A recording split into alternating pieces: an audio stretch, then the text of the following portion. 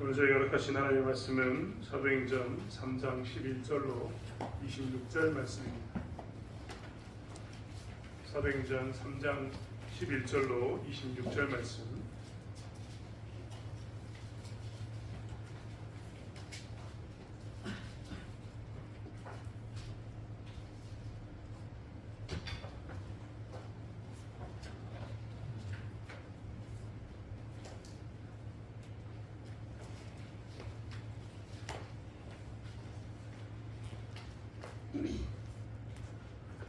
말씀을 찾았으면 사도행전 3장 11절로 26절 말씀을 한 절씩 교독하겠습니다. 나은 사람이 베드로와 요한을 붙잡으니 모든 백성이 크게 놀라며 달려 나아가 솔로몬의 행각이라 불리우는 행각에 모이거늘 베드로가 이것을 보고 백성에게 말하되 이스라엘 사람들아 이 일을 왜 놀랍게 여기느냐 우리의 본능과 분노로 이 사람을 그렇게 한 것처럼 왜 우리를 주목하느냐. 아브라함과 이삭과 야곱의 하나님 곧 우리 조상의 하나님이 그의 종 예수를 영화롭게 하셨느니라.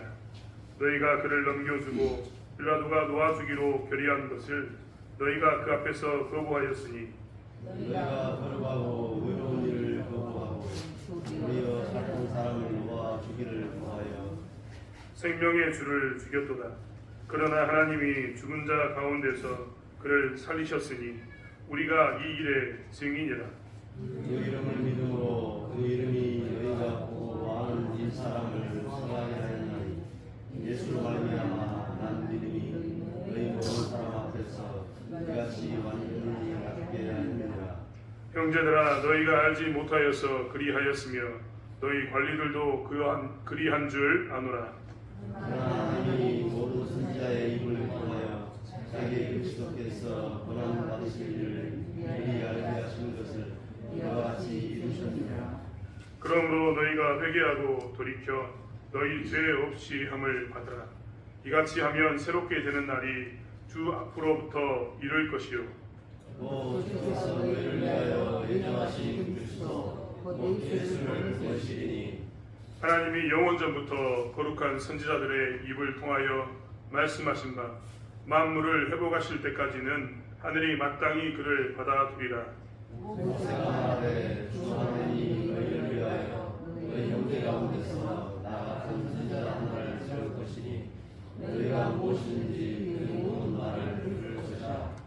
누구든지 그 선지자의 말을 듣지 아니하는 자는 백성 중에서 멸망받으리라 하였고 또한 사무엘 때부터 너희가 말한 모든 선지자도 네 때를 가리켜 말하였느니라. 너희는 선지자들의 자손이요 또 하나님이 너희 조상과 더불어 세우신 언약의 자손이라. 아브라함에게 이르시기를 땅 위의 모든 족속이 너의 씨로 말미암아 복을 받으리라 하셨으니 하나님이 그 종을 세워 복 주시려고 너희에게 먼저 보내사 너희로 하여금 돌이켜 각각 그 악함을 버리게 하셨느니라. 아멘. 네, 반갑습니다. 또 주변 옆에 있는 사람도 인사 한번 할까요? 반갑습니다.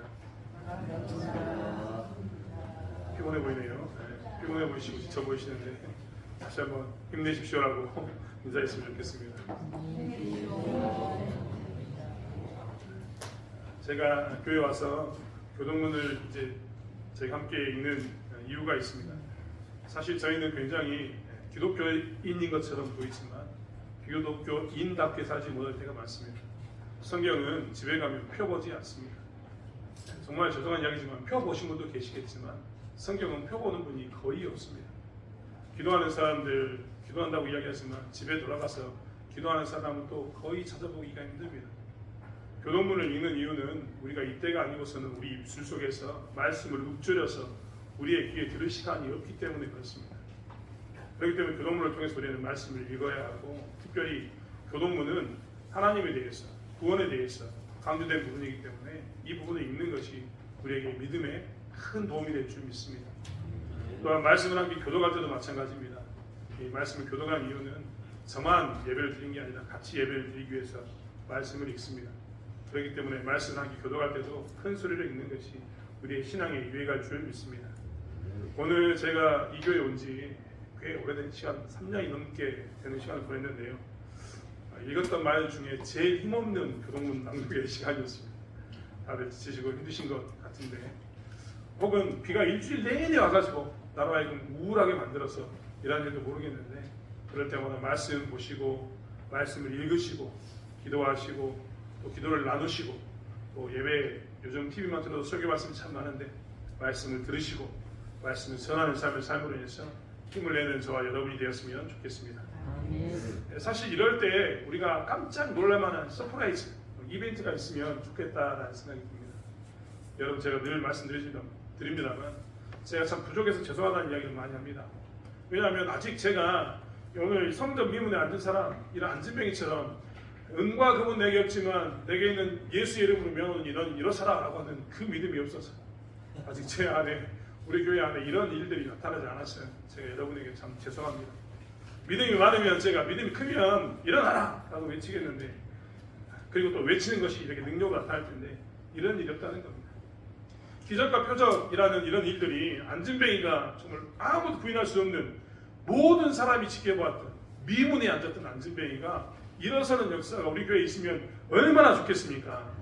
그리고 그런 일이 우리 교회에 나타나면요, 모든 사람들이 다 하나님에 대해서 이렇게 우울하지 않거나 그냥 지쳐있지 않거나 힘없는 모습으로 이야기하는 게 아니라, 아, 하나님이 살아계신다고, 아, 기도해야겠다고 다들 그렇게 외칠 줄 믿습니다. 반면에 우리는 그러한 것 말고도 여러 가지로 하나님을 경험할 수 있는 일들이 굉장히 많습니다. 예를 들면 하나님이 주셨던 말씀은요, 우리에게 특별한 섭리, 특별한 기적입니다. 다른 사람들은 이 말씀을 보아도 깨닫지 못하는데, 말씀을 보고 깨닫는 것은요, 하나님의 은혜인 줄 믿습니다. 하나님이 우리에게 주셨던 특별한 섭리 중에 대표적인 것은 기적, 표적, 이적이 아니라 하나님의 말씀이다라고 늘 성경은 우리에게 강조합니다.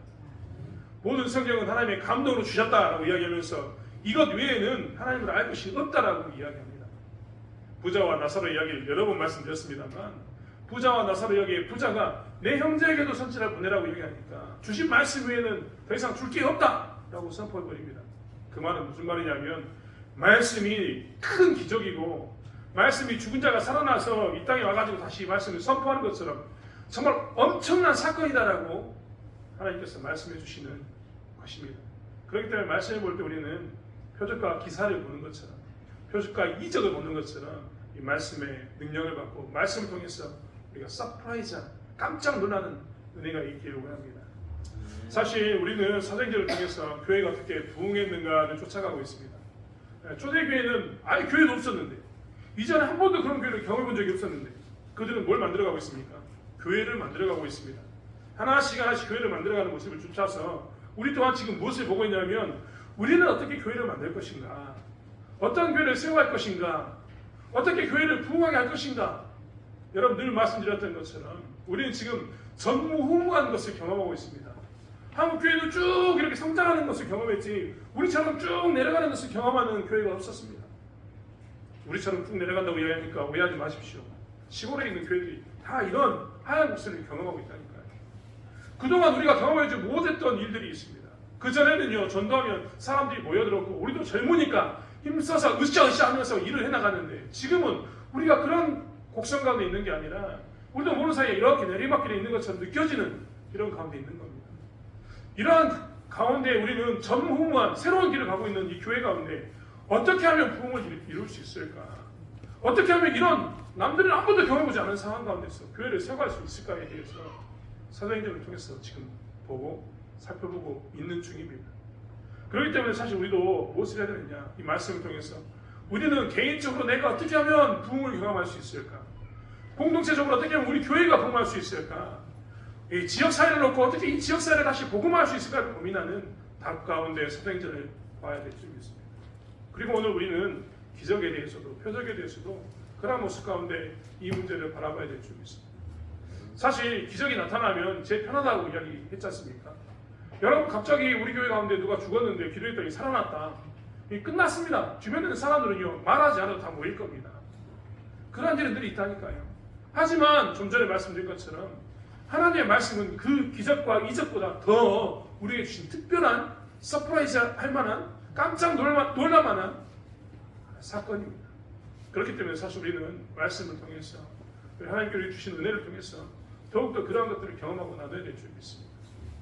그리고 기적이 우리 가운데 있지 않아도 우리 가운데 그러한 말씀이 있다는 것을 기억하면서 우리의 삶을 바르게 세워나가는 그러한 신자의 삶을 살아내는 것이 우리의 모습인 것을 놓치지 않기를 원합니다.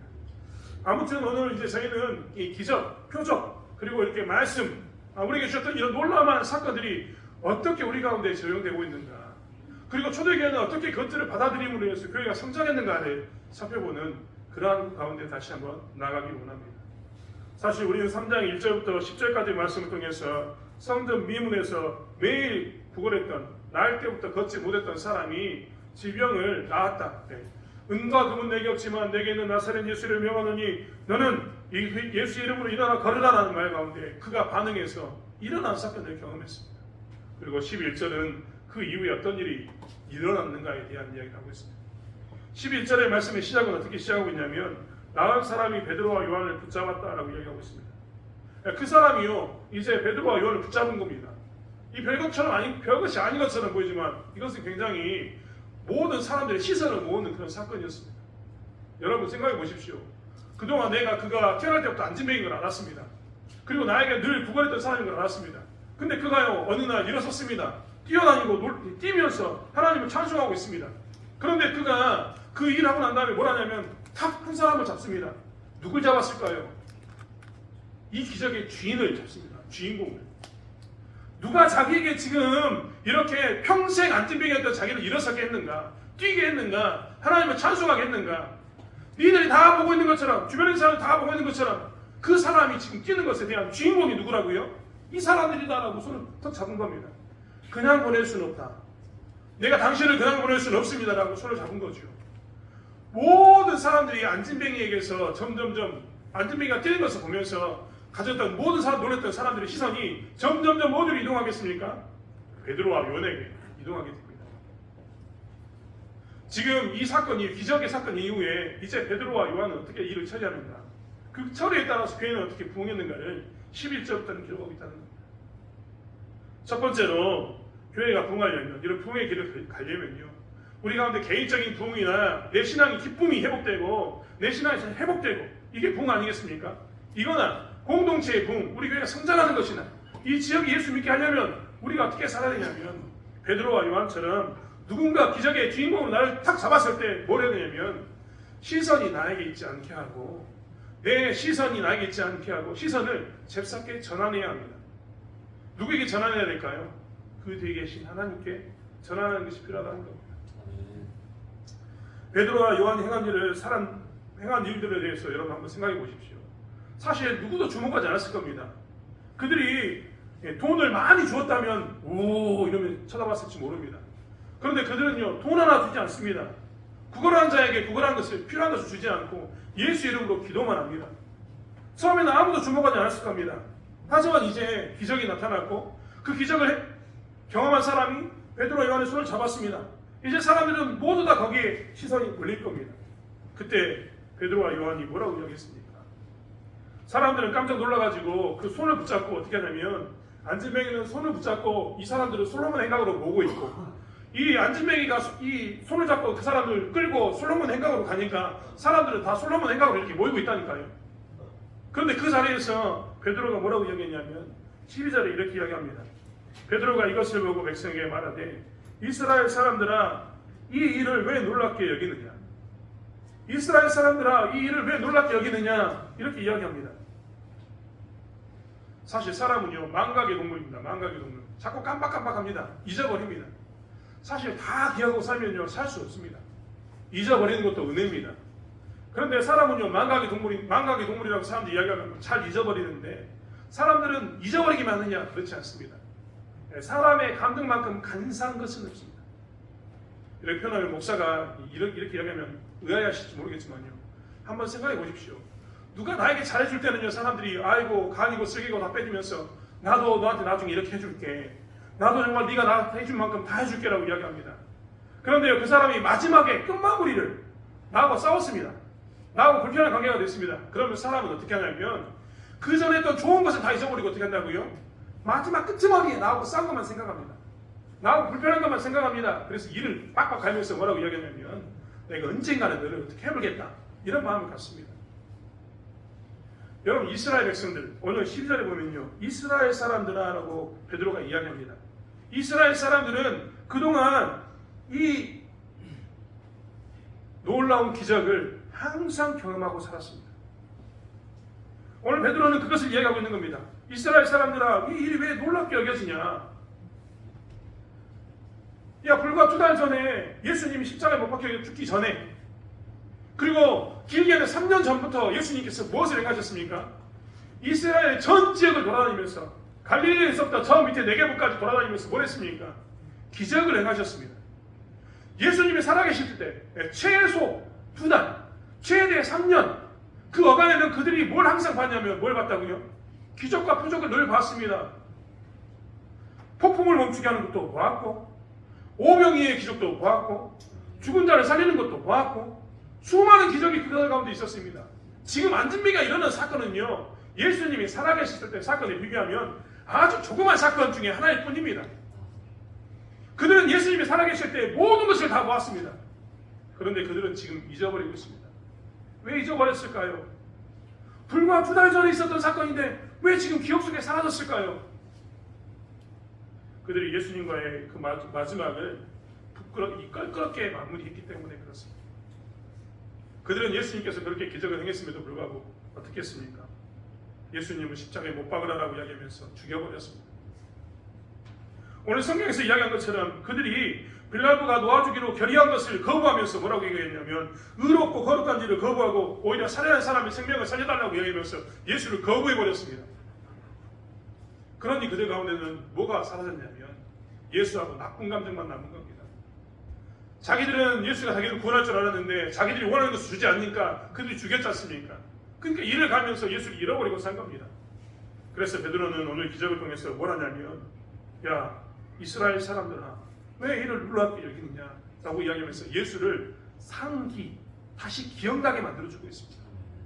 사람들은 그의 손을 붙잡고 나의 은인이 당신이여라고 손을 붙잡고 있고 솔로몬 행각에 모여가지고 와 대단하다 이 사람이 일을 행했다라고 이야기하는데 그들은 뭐라고 했다고요? 예수를 생각나게 하고 있습니다. 예수님이 그들에게 했던 기적들, 네가 과거에 경험했던 예수에 대한 행적들을 기억나게 만들고 있는 겁니다. 사실 교회가 부흥하고 성장하는 데는요 이렇게 어떤 기적이 있거나 표적이 있거나 뭔가 잘했다고 인정한 어떤 그런 일 가운데 있었을 때 성도들이, 신자들이 뭘 고백해야 되냐면 그 이야기를 들었던 그 신자들이 말을 하는 사람들에게 예수를 기억나게 만들어야 하는 겁니다. 교회도 마찬가지입니다. 여러분 우리가 예수의 은혜를 안 받은 적 있습니까? 예수의 은혜 가운데 안 산 적 있습니까? 여기 가운데 앉아 계신 분들은요 대부분 다 한 번쯤 두 번쯤은 예수의 능력 가운데 기도하고 기적을 경험했고 예수의 은혜 가운데 내가 사노라고 고백하면서 내 인생을 예수 안에 투자할 만큼 그런 획기적인 그런 것을 경험한 사람들입니다. 우리는 모두 다 과거에 예수를 정말 예수의 은혜를 철저하게 느꼈던 사람들이고 경험했던 사람들이라는 겁니다. 그런데 어느 순간 우리도 모르는 사이에 잊어버렸습니다. 무엇이 우리를 잊게 만들었는지 모릅니다. 하지만요 우리는요 예수 그리스도를 기억해야 합니다. 그리고 하나님 안에서 우리가 무엇인가 드러나는 일 가운데 기적과 이적, 표적 이런 예배를 통해서 무엇인가를 경험할 때 우리는 무엇을 해야 되냐면 우리로 하여금 시선이 주목받았을 때 시선을 나에게 두지 말고 시선을 예수에게 넘겨줘야 합니다. 그리고 그 사람으로 하여금 예수를 기억나게 만들어줘야 하는 겁니다. 이러한 일이 있었을 때 보는 사람도 예수를 회복하고 그리고 주목받는 사람도 흔들리지 않고 신앙 안에 서게 되는 것입니다. 이것만 이야기했습니까? 그는 이렇게 이야기했습니다. 우리 개인의 권능과 경건으로 이 사람을 걷게 하는 것처럼 왜 우리를 주목하냐? 라고 묻습니다. 베드로가 했던 말은요. 야 너희들 이 권능과 능력은 나에게 있는 게 아니야 라고 하는 1차적인 표현입니다. 하지만 두 번째로 이스라엘 백성들에게 기억나게 하는 것이 뭐냐면 야 지금 너희들 눈에는 예수님이 안 계시지.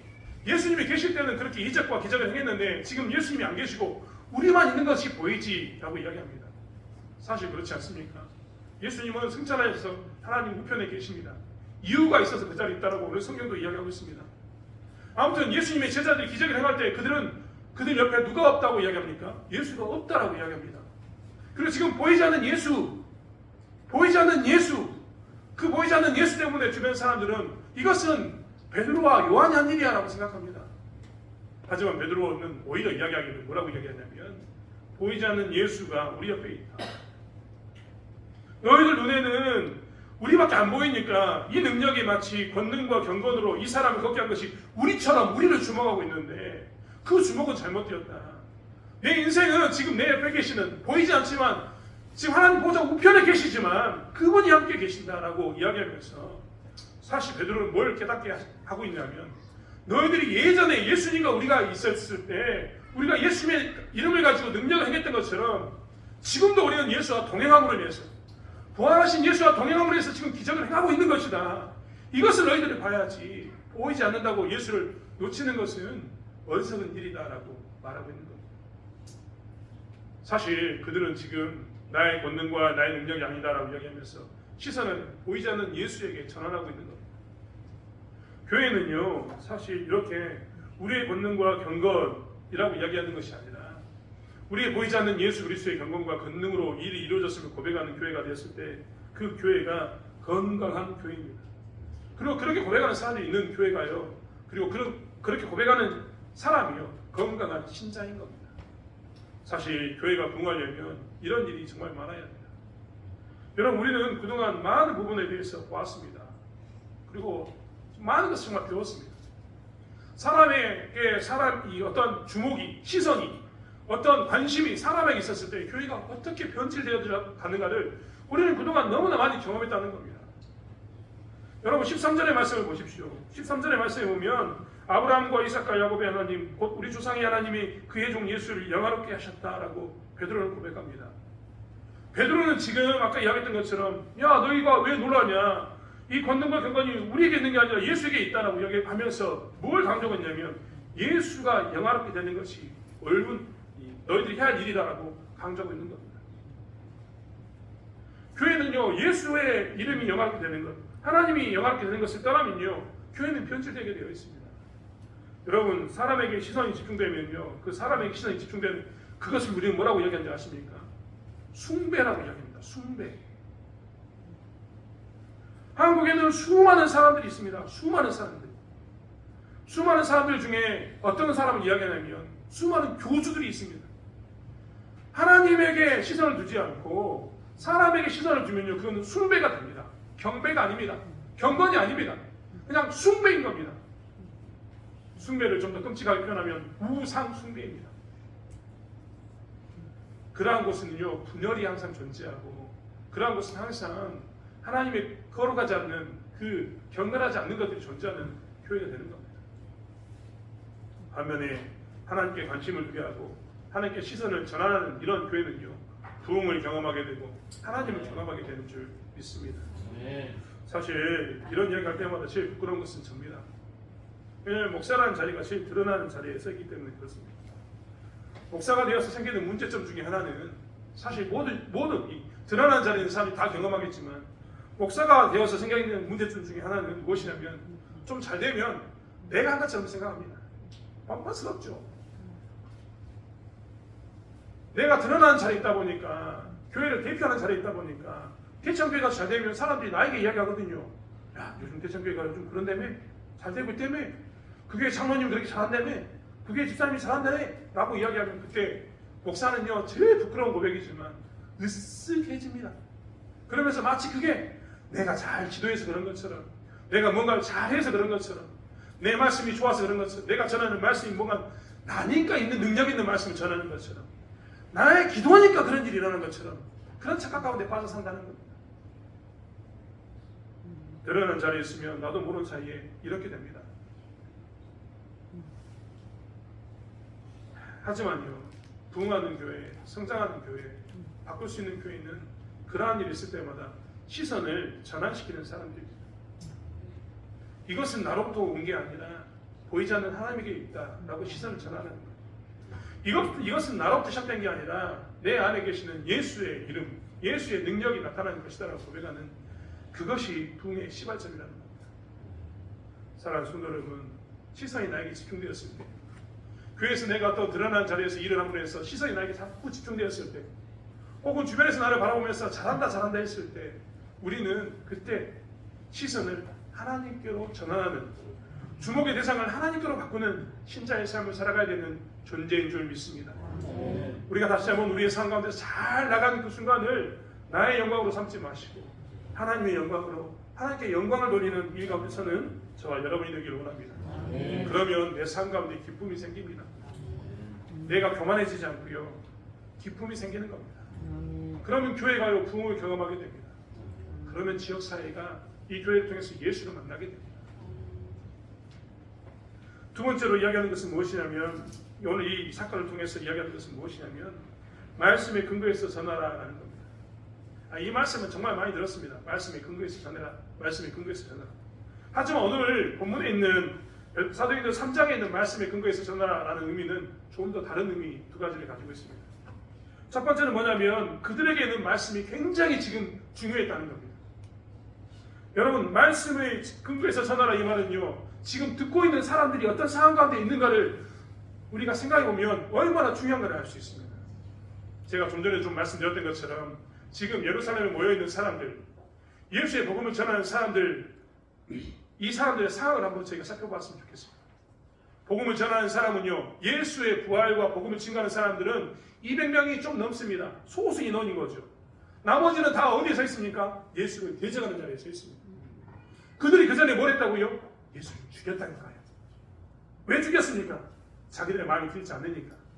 오늘 이야기했던 것처럼 그가 죄였다는 것을 알았습니다. 그런데도 살인자와 막 바꾸어 버렸습니다. 왜요? 자기들의 요구를 들어주지 않으니까. 즉 이 사람들은 무엇에 근거해서 예수를 죽였는가? 그들은 사실 지금 어떤 사람으로 남아있냐면 예수를 죽인 자로 남아있습니다. 예수를 죽인 자. 예수를 죽일 때 그들은요, 예수를 죽이라고 이야기하면서 그들 나름대로의 근거를 가지고 예수를 죽였습니다. 지금 베드로의 이야기를 듣고 있는, 지금 솔로몬 행각에 모여있는 대부분의 사람들은요, 예수를 죽인 자의 입장에 서 있는 사람들인 겁니다. 그들에게 예수가 이를 행했다라고 이야기하면 말이 될 것 같습니까? 여러분 생각해 보세요. 내가 죽였다니까요. 내가 예수를 죽였는데 그 죽인 예수가 오늘 이 안전벨을 이렇게 세웠다. 내 옆에 너희 눈에는 보이지 않지만 내 옆에 계시는 그 예수가 예수 이름을 기도할 때 안전벨을 세웠다라고 이야기하면, 예수님은 지금도 내 옆에 계셔서 표적과 기적과 이적을 행하시는 분으로 계신다라고 이야기하면 누가 그걸 좋아하겠습니까? 누가 그걸 믿겠습니까? 내가 내 손으로 외치면서 죽여라 죽여라 외쳤는데, 내가 예수가 아니라 바라봐 바라봐 외쳤었는데, 지금 그 이야기를 했던 사람들은 얼마나 지금 당황스럽겠습니까? 그들의 입장에서는 이렇게 시시비비를 가리는 데 있어서 갈등이 되지 않을 수가 없습니다. 내가 죽였던 예수가 이 기적을 행했다고? 예수는 죽어서 끝난 줄 알았는데, 십자가에 나무에 못 박혀서 저주받은 자로 끝난 줄 알았는데, 그 저주받은 자가 아니라 그가 이적을 행하는 자라고? 라고 이야기한다는 그 사건이 그들에게는 얼마나 큰 충격이었겠습니까? 그래서 그들에게 시시비비를 가리는 말씀이 필요했던 겁니다. 여러분, 우리는 재판장에서, 법원에서 검사와 변호사가 어떤 이 죄에 대해서 다투고 논쟁하는 것을 많이 보게 됩니다. 그들이 싸울 때는요, 어떤 그들이 가진 생각으로 싸우지 않습니다. 그들은 오직 무엇으로 싸웁니까? 법으로만 싸웁니다. 법. 가끔 우리가 뉴스 보면서 성질날 때 있지 않습니까? 법의 맹점을 가지고 싸우는 것 때문에 성질이 납니다. 법이 없으니까 처벌할 수 없다는 말 때문에 성질이 납니다. 내 생각으로는 처벌돼야 되는데 법에 근거가 없다고 이야기하면서 처벌 못한다고 이야기하면 화가 나지 않습니까? 그만큼 그들은 뭘 가지고 시시비비를 갖냐면 법을 가지고 따집니다. 법을 가지고 시시비비를 따지면서 법에 있으니까 처벌받아야 되고 법에 없으니까 처벌받지 않아야 된다고 이야기하면 어떤 사람도 그것에 대해서 다른 말을 할 수가 없는 겁니다. 오늘 예수님의 제자들도 뭘 이야기하냐면 구약 성경을 펴놓고 이야기하는 겁니다. 아브라함 때부터 이야기 시작하여서 그들의 신앙의 선배들의 이야기를 계속 끄집어내면서 이야기하고 있습니다. 이야기를 끄집어내서 하는 이야기는 뭘까요? 시시비비를 가리고 있는 겁니다. 너희들이 예수를 십자가에 못 박혀 죽게 하면서 저주받은 자라고 이야기했는데 그분이 지금 기적을 행하셨고 그분이 지금도 능력을 행하고 계시고 그분이 우리 함께 하신다는 것을 이야기하고 있습니다. 무엇을 근거했어요? 말씀을 근거했어요. 시시비비를 뭘로 따지냐면 말씀을 가지고 따지고 있는 겁니다. 예수님의 제자들은요, 한때 사이비로 내몰린 적이 있습니다. 그렇지 않습니까? 예수님을 죽이면서 예수님의 제자들에 대해서도 죽이려고 했습니다. 왜요? 그들의 시대를 혼란케 하는 자, 즉 사회를 혼란케 하는 사입이라고 생각하기 때문에 그렇습니다. 그런데 이제 말씀을 가지고 다시 설명하면 그들은 더 이상 사입이라고 이야기할 수 없습니다. 예수가 그들을 속였다고 이야기할 수 없습니다. 예수가 저주받은 자라고 이야기할 수 없습니다. 그렇기 때문에 그들은 말씀의 근거에서 무엇을 했느냐? 복음을 전했던 겁니다. 사실 우리도 마찬가지입니다. 이 땅에 사는 동안 우리는 무엇의 근거에 살아야 되느냐? 말씀의 근거에 합니다.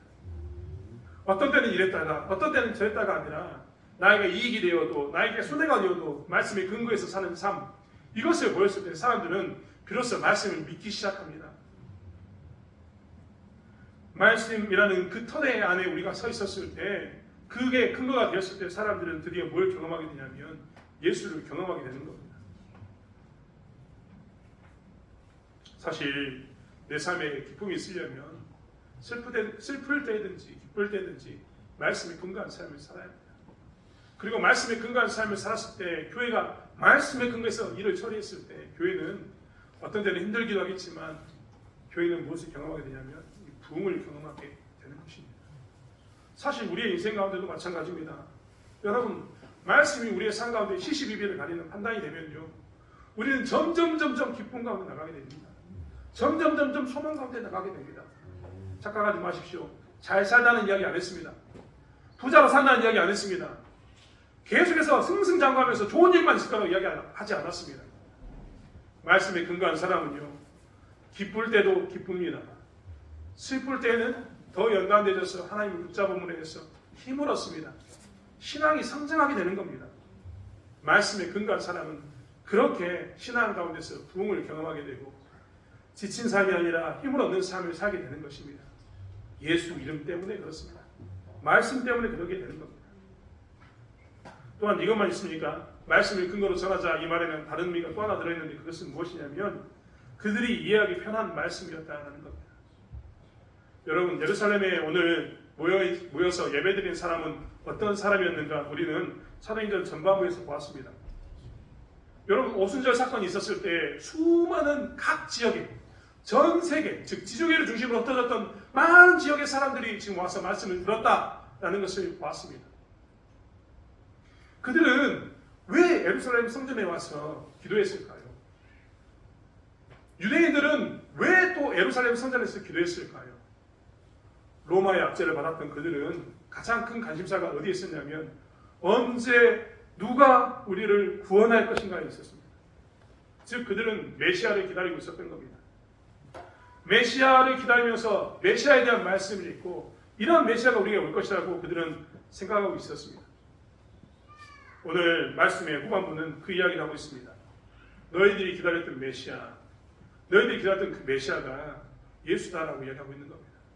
사실 저희가 앞부분에 있는 하나님이 그의 종 예수를 영화롭게 했다라는 말씀만 읽었습니다만 사실 이 말씀도 이사야서 52장에 있는 말씀입니다. 이사야서 52장에 있는 말씀은 뭐라고 있는지 아십니까? 이사야서 52장 13절은 보라 내 종이 형통하리니 받들어 높이 들려서 지극히 존귀하게 되리라 라고 이야기하고 있습니다. 그 말을 그대로 가져왔습니다. 그 말을 그대로 가져와서 뭐라고 이야기하냐면 예수가 어떻게 했다고요? 예수가 지금 이 일을 행했다. 예수가 형통함을 주었다라고 이야기하고 있습니다. 메시아를 갈망하고 있던 사람들은요, 예수가 메시아가 아니다라고 생각했는데 다시 말씀을 가지고 이야기하면서 그분이 너희들이 가지고 있던 이사야에 있는 그 말씀 이루어진 메시아가 분명하다라고 이야기하고 있는 겁니다. 예루살렘에 있는 모든 사람들은 메시아를 강구하고 있었습니다. 그래서 메시아에 대해서 잘 알고 있는 사람이었습니다. 그렇기 때문에 그들에게 말씀의 근거에서 메시아를 이야기하면 그 메시아에 대해서 쉽게 받아들일 수 있었던 겁니다. 뒤에 있는 이야기도 마찬가지입니다. 이 일에 우리가 증인이라고 이야기했던 그 증인에 대한 이야기를 하면서도 그들은 무엇을 이야기하냐면 신명기에 있는 말씀을 이야기합니다. 신명기 18장 16절부터 19절의 말씀에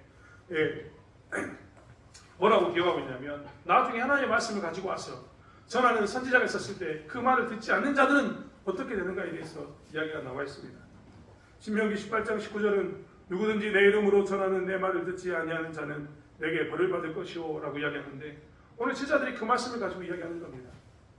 즉 메시아에 대해서 고대하고 있고 선지자에 대해서 고대하고 있었던 이들은요, 오늘 예수의 이 이름에 대해서 이야기할 때 쉽게 말씀의 근거에서 전할 때 쉽게 받아들일 수 있었던 겁니다. 사실 복음이라는 것도 그렇습니다. 복음은요 어렵게 전하는 게 절대 아닙니다. 여러분 교회 다니는 사람들이 이제 정말 사람을 대할 때마다 정말 조심해야 되겠습니다.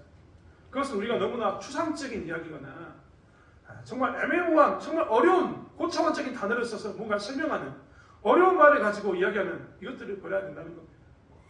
여러분 한번 생각해 보십시오. 주일학교 아이들이 오늘 저기서 예배를 드리고 있고 우리 중고등부 애들이 여기서 예배를 드리고 있는데 오늘 중고등부 애들 지금 한참 집합, 함수 이런 문제 풀고 있거든요. 소위 말하면 좀 쉽게 이야기하면 덧셈 뺄셈 하고 있는 친구들에게 저 대학교에 있는 수학을 가르치라고 이야기하면 이 친구들이 알아듣겠습니까? 못 알아듣습니다. 그렇기 때문에 뭘 해야 되냐면 이들에게 맞는 수준으로 이들이 특히 쉬운 것을 뭘 해냐면 복음을 전해야 되는 것이 마땅한 바입니다. 지금 제자들은요 메시아를 기다리면서 왔던 사람들 메시아 구원자를 외치고 있는 사람들에게 메시아에 대해서 설명을 쉽게 해주고 있는 겁니다. 아주 간단히 예수가 메시아였다라고 이야기해주고 있는 겁니다. 설교로 따지면 오순절에 있었던 설교 말씀이 가장 완벽한 설교입니다. 오늘 이 솔로몬 행각에서 했던 설교는요 그 설교에 비하면 별로 썩 완전한 설교, 완벽한 설교라고 사람들이 이야기하지 않습니다. 하지만 이 설교는요 솔로몬 행각에서는 이 설교는요 오순절에 있는 설교와 다르게 무엇을 가지고 있냐면 가장 쉬운 설교를 하고 있습니다.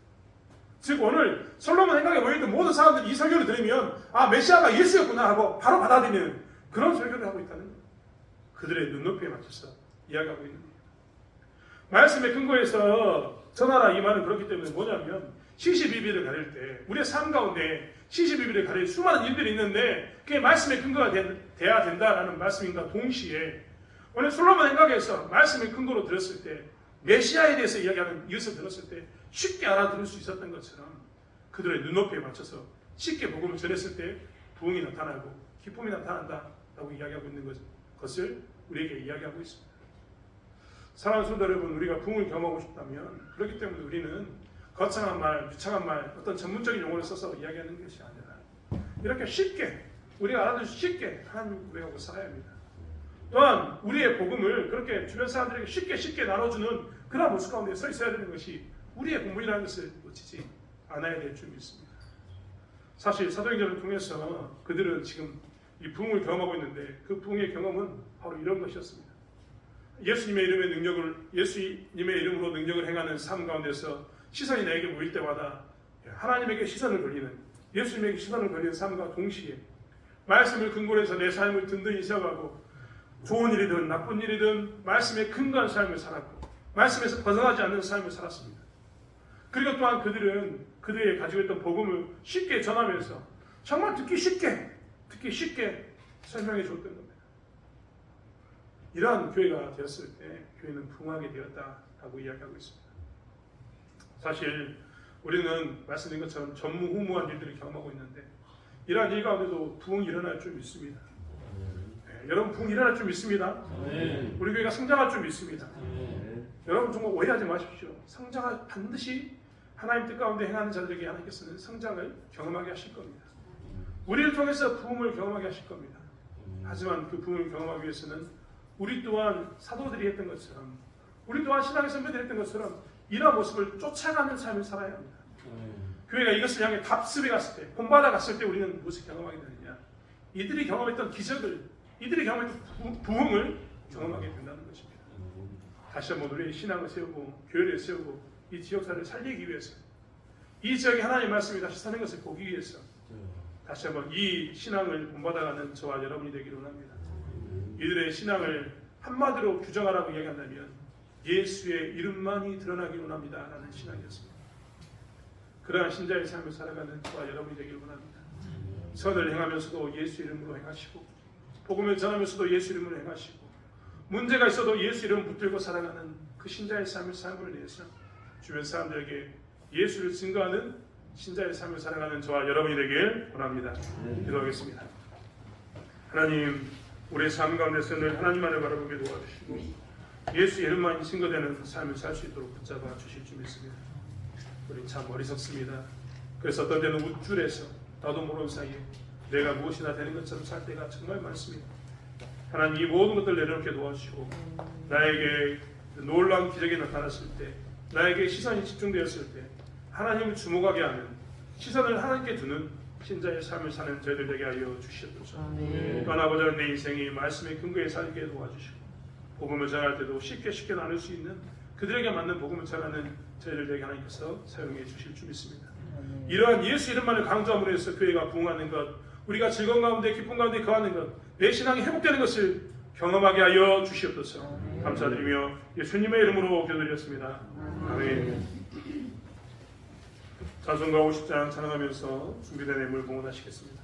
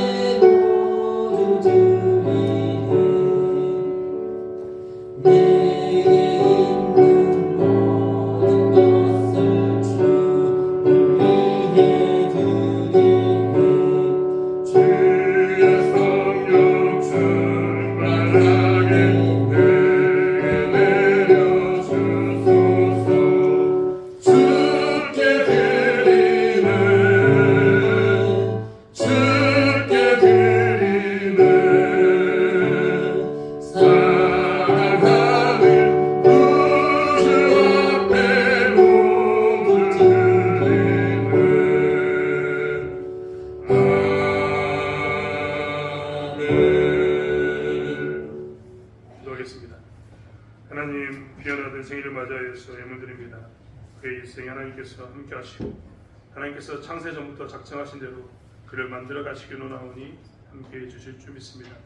지난 날도 지키셨던 하나님께서 앞으로 살아갈 날도 지키심으로 인해서 그의 삶 가운데서 늘 여호와의 지팡이와 막대기가 떠나지 않는 것을 세상이 보게 하여 주시옵소서. 또한 아버지 하나님, 대학 이후의 삶도 하나님께 책임져 주시는 가운데 어떻게 살아가야 할지 하나님 진로를 결정하게 도와주시고 그 가운데 하나님께서 함께 하심으로 해서 내 인생의 여정이 하나님께 있음을 고백하는 귀한 아들의 삶이 되게 하여 주실 줄 믿습니다. 1,000번째로 예물드립니다. 하나님, 드리는 것처럼 하나님께서 응답하여 주시고 기도의 정의 응답됨을 통해서 우리가 기쁨을 누릴 수 있도록 하나님 역사하시고 인도하여 주시옵소서. 하나님께 기도한 자의 기도가 반드시 응답된다는 것 보게 하여 주시옵소서. 감사함으로 예물드립니다. 하나님, 귀한 아들 아버지 하나님 직장생활을 하시니 감사합니다. 하나님, 그 직장을 통해서 하나님 영광을 드러내게 도와주시고 신앙의 끈을 놓치지 않도록 또 견고히 붙들게 하나님께서 붙잡아 주시며 하나님, 그한테 하나님께서 함께 하시는 것을 더욱더 깊이 경험할 수 있도록 붙잡아 주실 줄 믿습니다. 감사함으로 예물드렸사오니 아들의 가정 가운데 하나님께서 함께 하시고 주님의 은혜가 넘치는 가정 될 수 있도록 하나님 축복하시고 인도해 주시되 자녀와 자녀손들이 주님의 은혜 가운데서 건강하고 강건하게 하나님 붙잡아 주시고 예수 믿는 예수 안에서 든든히 서는 역사가 나타나게 하여 주시옵소서. 이런 땀 예물드렸사오니 아버지, 주님은 허락하신 그날까지 아버지의 복음의 파수꾼으로 살게 도와주시고 아름다운 발로 살게 도와주시고 또한 그렇게 생길 때마다 하나님께서 채우시는 은혜를 경험하게 도와주시고 하나님, 아브라함의 하나님, 이삭의 하나님, 야곱의 하나님이 아버지 그들의 가정에 하나님이 되기로 나오니 하나님께서 역사하여 주시옵소서. 또한 아버지 하나님, 시험 이후에 감사함 드립니다. 하나님, 앞날도 하나님께서 이끌어주시고 책임져 주시기로 나오니 아주 인생 가운데 함께해 주시고 예수의 영광만 드러나게 하나님 붙잡아 주시옵소서. 하나님, 성경금으로 예물드립니다. 예물 가운데 흥명하여 주시고 복음이 그 땅에 선포되어질 때 수많은 사람들이 예수 믿고 은혜의 가운데 서는 놀라운 역사가 있게 하여 주시옵소서. 10의 1조로 예물을 드립니다. 하나님 한 달 동안 수고하게 하시니 감사합니다. 건강 주시고 직장 섬기게 하시니 감사합니다. 하나님 이 직장이 아버지 이들을 통해서 더욱더 하나님 흥황하는 것을 보게 도와주시고 직장에 있는 동료들이 이 사람들을 통해서 예수를 볼 수 있도록 하나님께서 사용해 주실 줄 믿습니다. 또한 아버지 하나님 집에 굴을 가지고 살 때도 부족하지 않도록 도와주시고 하나님 주신 은혜 가운데서 넉넉하게 살며 나누며 살며 베풀며 살 수 있도록 붙잡아 주실 줄 믿습니다. 하나님께서 새는 것을 막아주시고 필요할 때마다 채워주심으로 인해서 하나님 그들이 주의 은혜 가운데서 넘치는 것 아버지 하나님 부어 흔들어 넘치는 그 은혜 가운데 거할 수 있도록 붙잡아 주실 줄 믿습니다. 주정금으로 예물 드립니다. 중심을 정하고 뜻을 정하여서 하나님께 소명하여 주시고 늘 하나님만을 바라보시도록 도와주시고 한 주간의 삶 가운데 하나님을 기억함으로 인해서 하나님 은혜 가운데 거하는 그들의 삶이 되게 도와주실 줄 믿습니다. 하나님 드리지 못하지만 정말 간절한 마음으로 사모하는 마음으로 하나님을 부르짖고 찾는 자들이 있음을 또한 기억하여 주시고 하나님 그들에게 은혜 주심으로 인해서 그들의 간절함이 사모함이 상달될 수 있도록 하나님 역사하시고 이